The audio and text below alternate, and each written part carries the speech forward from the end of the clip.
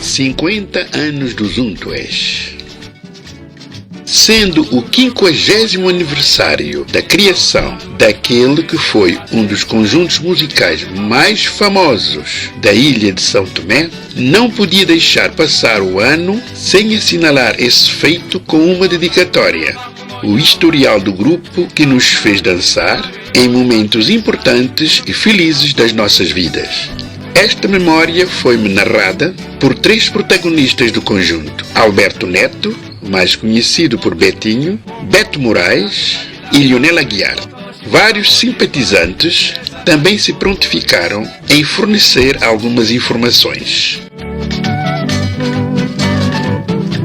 Comecemos pelo nome do grupo. A palavra Untué é o nome de um fruto silvestre, ácido, com seiva viscosa, produzido por uma árvore de grande porte de São Tomé e Príncipe. Esse nome foi proposto pelo nosso saudoso conterrâneo, Dr. Sardinha, para que as recordações do grupo durassem uma eternidade.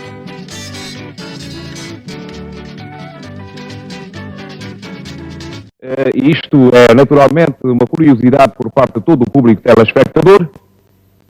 A razão de ser desse nome intitulado Untués. Untué é nome de um fruto de São Tomé e muito viscoso e que geralmente as crianças apreciam muito, as pessoas crescidas não tanto. E por ele ser viscoso e pegar na boca, não sei quantos, foi a verdadeira razão desse nome Untué. Porque as pessoas que comem ficam sempre a lembrar do Untué por causa da viscosidade, exatamente. Assim como o leonino, o conjunto Untués inspirou-se na grande simpatia pela agremiação desportiva Sporting Clube de São Tomé. Podemos dizer que houve 3 períodos bem distintos na existência do grupo. Primeiro período, de 1967 a 1973. Segundo período, de 1974 a 1976.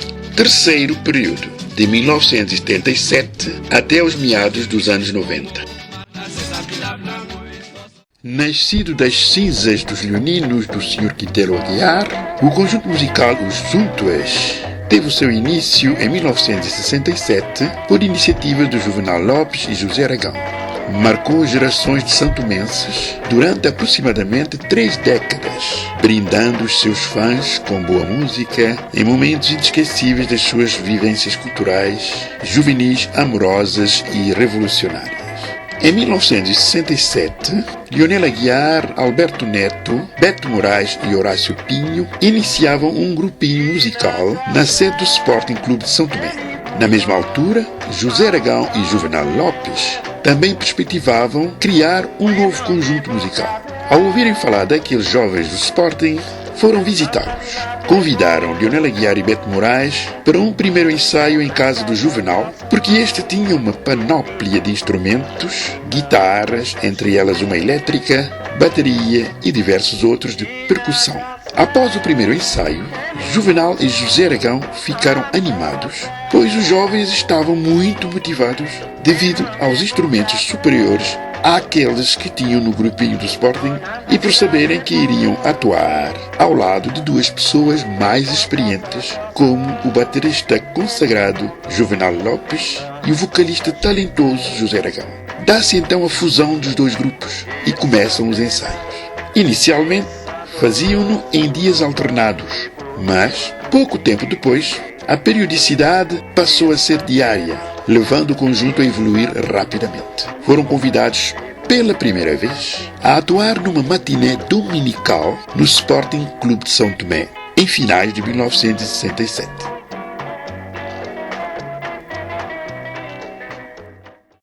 O conjunto foi formado no ano de 1967. Isto porque havia entre a malta um gosto pela música. Portanto, eu, como gostasse de música, e havia rapazes também que gostavam da música, o Leonel Aguiar e Alberto Moraes. Portanto, nós passávamos as tardes a ouvir música. E aí começamos a ensaiar com viola de caixa e como tivesse um gravador, nós começamos a ensaiar e depois arranjámos umas latas e a coisa começou a agradar. E partindo disto, e a malta juventude começou a aproximar, a ouvir os ensaios e convidaram-nos para uma matiné no Sporting. E aqui nasceu o conjunto até a data presente. Os convites para atuar começaram a chover. Para certas datas, o Sporting Clube de São Tomé tinha prioridade. Era um clube bem estruturado, onde tudo era organizado com ordem e disciplina. Os bailes eram apenas abertos aos sócios e convidados, com marcação antecipada de mesas e número de cadeiras, correspondente aos elementos de cada núcleo familiar. Quem não tivesse convite, era-lhe recusada a entrada. Passavam-se várias situações no portão onde pessoas que se achavam importantes, por vezes oficiais da Polícia Militar, acompanhados de suas amigas, insistiam em discussões vãs com os responsáveis do clube, Sr. Francisco Santos, Placister Lima e outros, mas não havia cedências. Era o único local onde o nativo decidia.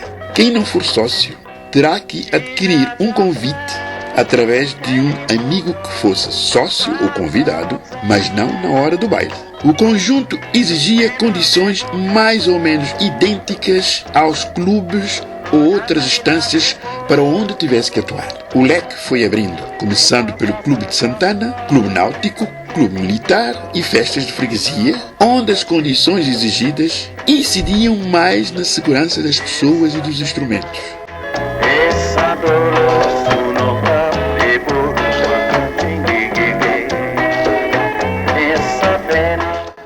Sendo curiosos, passavam muito tempo ouvindo ritmos vindo de vários horizontes, que treinavam com os seus instrumentos em busca dos sons que escutavam, mesmo encontrando-os com maior dificuldade. Tinham um guião com discos importados de diversos artistas estrangeiros para consumo pessoal e queriam pôr em prática tocando as maravilhas de os Shadows, os Beatles, Roberto Carlos, Carlos Gardel, Elvis Presley, Percy Sledge, Gianni Morandi, Charles Aznavour e outros ritmos como a valsa, o iê-iê, a música congolesa, sendo angolano, e música popular portuguesa, sendo esta por influência do Sr. Quintero Aguiar, que as recebia de Lisboa, pois era ele o organizador do Teatro do Sporting e das Marchas Populares de São João, em São Tomé. No final de cada baile, ou matiné, os dois elementos mais velhos recebiam o cachê e reservavam, em primeiro lugar, o montante necessário para o pagamento das dívidas adquiridas na aquisição e manutenção dos instrumentos, pois faziam empréstimos ao banco para esse fim, sendo muitas vezes sob garantia de Antônio de Jesus Leite, que era um dos elementos do grupo, que exercia uma das profissões mais seguras, pois era oficial aduaneiro. Os mais jovens pediam um abono um pouco mais consequente, porque tinham altos e baixos ao nível do emprego, mas tudo se resolvia pelo melhor. O Sr. José Aragão trabalhava como técnico da aeronáutica civil, o Juvenal Lopes era funcionário público, o Leonel Aguiar era ajudante do mecânico e mais tarde professor, assim como o Alberto Neto, tendo ambos frequentado no terceiro curso de formação de professores realizado pelo inspetor Traquete. O Beto Moraes inicialmente era estudante do Liceu Nacional, mais tarde passou a técnico de agricultura. Havendo na ilha uma grande comunidade portuguesa, o conjunto foi várias vezes convidado para atuar nas suas festas, por isso tinha no repertório muita música portuguesa. Sempre com 7 elementos e com grande projeção na ilha, chegaram a gravar um disco vinil de 45 rotações por minuto, intitulado Folclore da Ilha de São Tomé. Teve muito sucesso.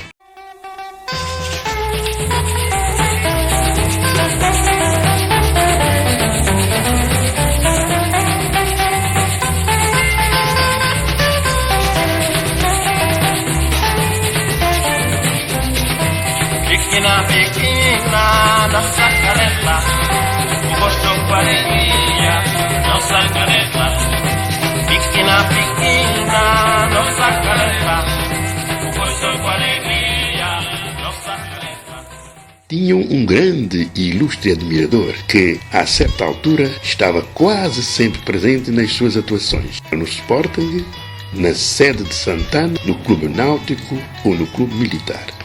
Era o então governador António da Silva Sebastião. Não ia por questões políticas, mas sim porque adorava dançar e vê-los tocar muitíssimo bem a melhor música que se fazia no mundo naquela época. A projeção foi tão grande que, a quando da visita do general Henrique Terreiro à ilha de São Tomé, o governador convidou para uma recepção no Palácio do Mouro da Trindade, onde os Útuas iriam atuar. Ao assistir à prestação do grupo, o hóspede ficou tão impressionado que se apressou a propor-lhes uma viagem para atuar no salão de espetáculos mais conceituado da época, em Lisboa, por onde passava a maioria dos grandes músicos nacionais e internacionais, o Casino do Estoril. Isto eletrizou-os e ninguém pode imaginar o nível de motivação que os animava. Abraçaram imediatamente o projeto de viagem, preparando-se tão bem que as suas prestações em Lisboa, sendo excelentes, foram seguidas de um novo super convite para uma digressão à Suécia por pelo menos 6 meses, com todos os melhores requintes que um convite dessa natureza poderia oferecer.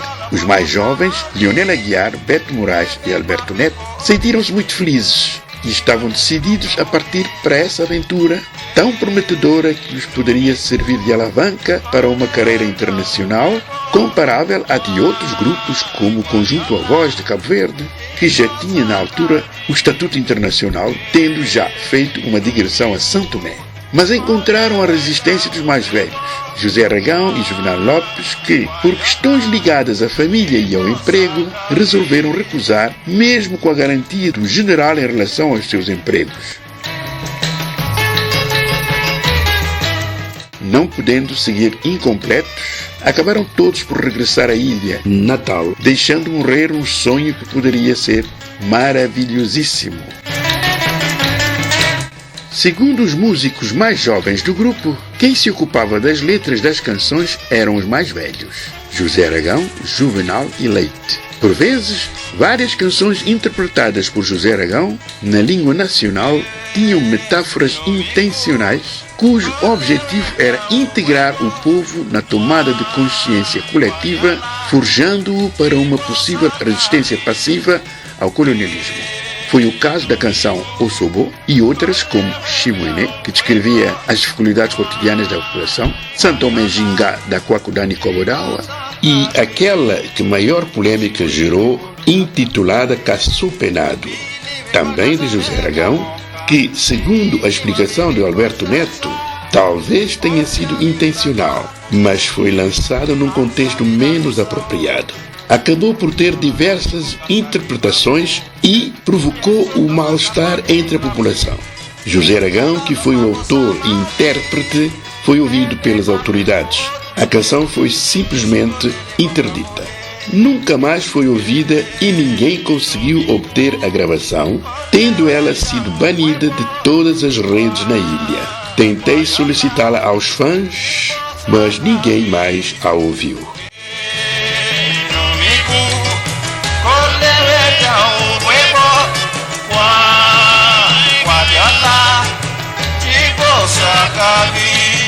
Retomaram também o gesto dos leoninos de acarinhar todos os jovens santomenses que se formavam no exterior ou que partiam para qualquer missão, distinguindo-os com uma especial canção.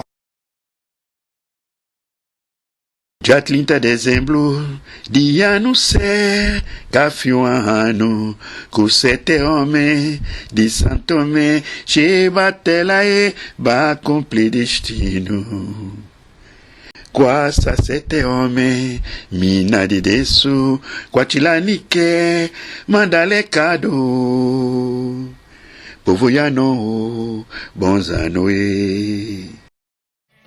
Apesar da sua evolução, em 1973 começou-se a sentir o início do seu declínio com a partida de alguns elementos-chave para fora da ilha, como foi o caso da atuação do Alberto Neto, guitarrista rítmico, naquilo a que chamou de seu último baile, na sede de Santana, pois partia em seguida para Portugal, onde iria prosseguir os seus estudos. Um pouco mais tarde, no mesmo ano, era a saída do solista Leonel Aguiar para Angola, na sequência de algumas ofertas de trabalho bem interessantes.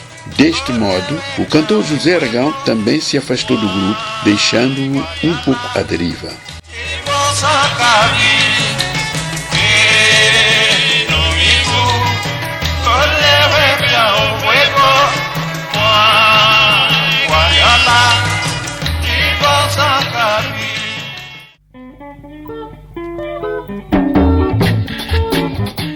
A 25 de abril de 1974, deu-se a Revolução dos Cravos em Portugal e intensificaram-se as ações pró-independência nas antigas colónias portuguesas. As convulsões políticas multiplicavam-se, tendo-se verificado situações dramáticas, sobretudo em Angola, onde graçava um clima de intensa violência, mesmo nas cidades. Confrontado com tal situação, Leonel Aguiar, na altura residente em Angola, decidiu regressar a São Tomé e Príncipe. Já na sua terra natal, constatou que a sua presença fez renascer em José Aragão a esperança de reativar o verdadeiro conjunto Os Untuês, que muito havia encantado as populações locais. Foram os bons ofícios de José Aragão que facilitaram o seu enquadramento nos serviços de aeronáutica civil, contribuindo para a sua reinserção satisfatória nas suas paragens de origem. Algum tempo depois, Leonel, exímio solista, foi convidado para assistir a um ensaio do que ainda restava do seu ex-conjunto, ao que anuiu favoravelmente.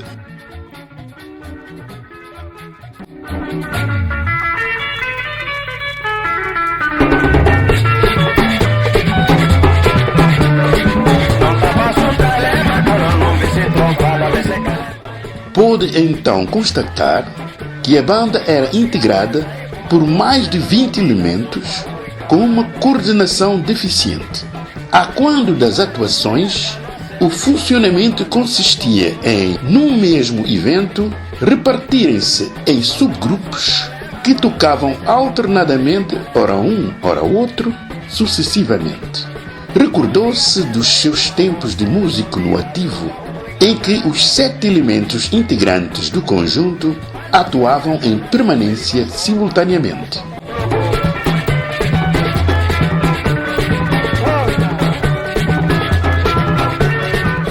Encontrávamos-nos numa fase muito significativa da história do arquipélago. Era imperiosa a conjugação de esforços na irreversível caminhada para a conquista da nossa independência. Perante tal cenário, os integrantes mais antigos do conjunto, os Untuês, organizaram-se, tendo conseguido compor e gravar alguns temas de encorajamento aos políticos e povo em geral, à semelhança do que faziam os demais grupos culturais existentes na altura. Foram produzidas canções revolucionárias enquadradas na ideologia geral de alguns movimentos de libertação: Frelimo, MLSTP, MPLA, PAIGC, no seu combate às forças opressoras coloniais. 8 temas musicais que merecem especial destaque: Ola Bandela DC, Camaradas, Amigo, Não Beleza, Não Canda Cujeto, Vamos Untada Viva, Yadobla, Piauí Piatlache. Mas durante esse período, o conjunto também participou em todos os eventos culturais oficiais da nação e era o mais solicitado para o acompanhamento de artistas em espetáculos e festivais de canção que se foram realizando ao vivo em São Tomé e Príncipe.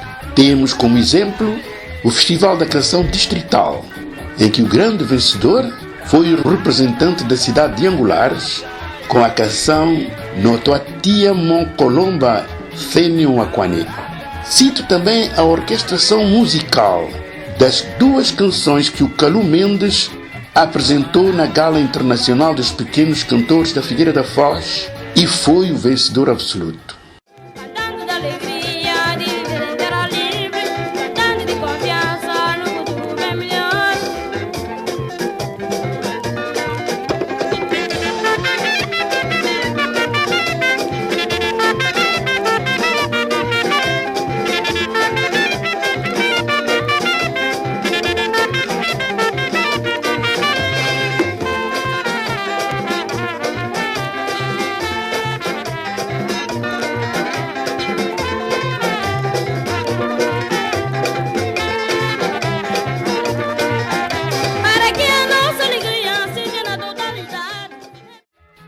Eu, pessoalmente, tive várias atuações com o conjunto no período logo após a independência, com canções revolucionárias de Zé Carlos Schwartz, grande poeta, autor e compositor da Guiné-Bissau, que aprendi em Portugal junto aos amigos e músicos daquele país. Uma delas, Que Menino na Chora, acompanhado pelos Untues. Que menino na chora, de dor nasce corpo. Que menino na chora, de sangue que cansa o olhar. Que menino na chora, de dor nasce corpo. Que menino na chora, de sangue que cansa o olhar. Mato queima, casa queima.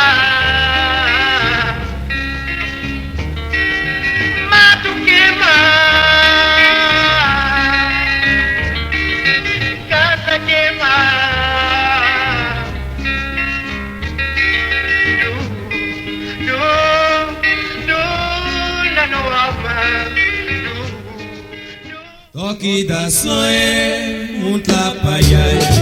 Toque da sonhe, tapaiai. Em 1977, os Untues veem-se desfalcados de Zé Aragão por razões pessoais. Foi autor, compositor, combatente e intérprete, com uma voz de veludo que lhe permitia acariciar as palavras. Já no século XVII, dizia Miguel de Cervantes, em La Bohémienne de Madrid, quando uma linda voz canta, são flores que deixa escapar da sua boca.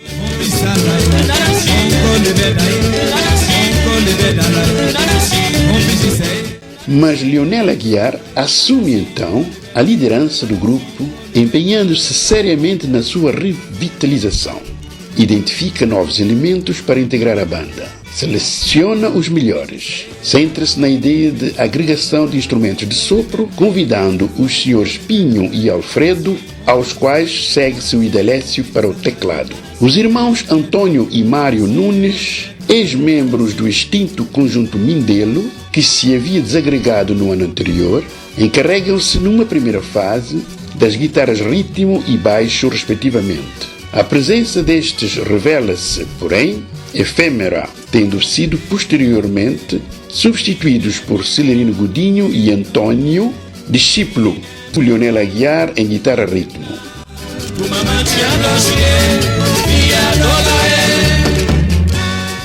Fulgêncio Barros e Dani Aguiar eram os vocalistas principais, mas surgiam ocasiões em que o Leonel Aguiar desempenhava também estas funções, paralelamente à de solista exímio, sua vocação por excelência. De igual modo, foi compositor de diversos temas musicais do vasto repertório da banda em referência.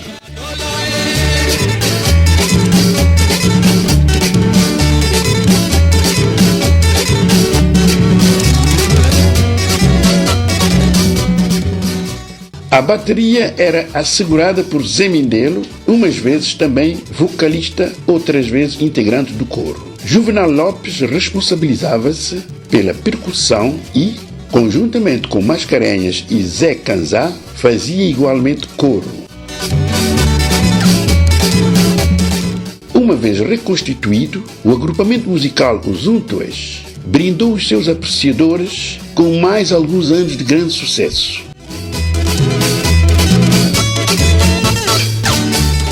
O lugar de predileção dos jovens passou a ser o snack bar, com as suas matinés aos domingos, após a missa da Sé até a meia-noite.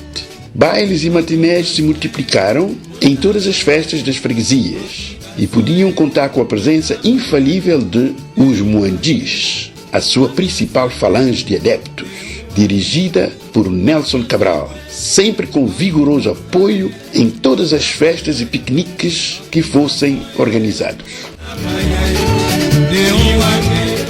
A partir dos meados dos anos 80, começaram as alterações na composição do grupo, destacando-se a presença de vozes femininas, como a da Catarina e mais tarde a Xinha e outras, assim como a de alguns elementos vindos de outros conjuntos musicais de feeling muito diferente, como Garrido, Raul, Lala, Joaquim, guitarristas, Vavá, teclista, ao que se incorporou Gustavo Afonso e Mota, trompetista e trombonista, respectivamente.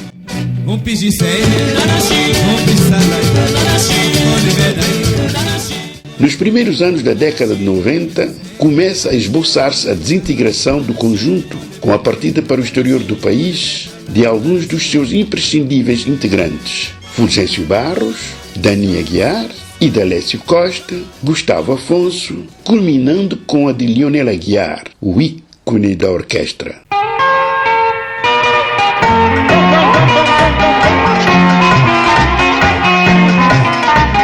A extinção acabou por acontecer, privando o país daquela que foi considerada uma das maiores impulsionadoras da música moderna santomense, a banda musical Zuntués.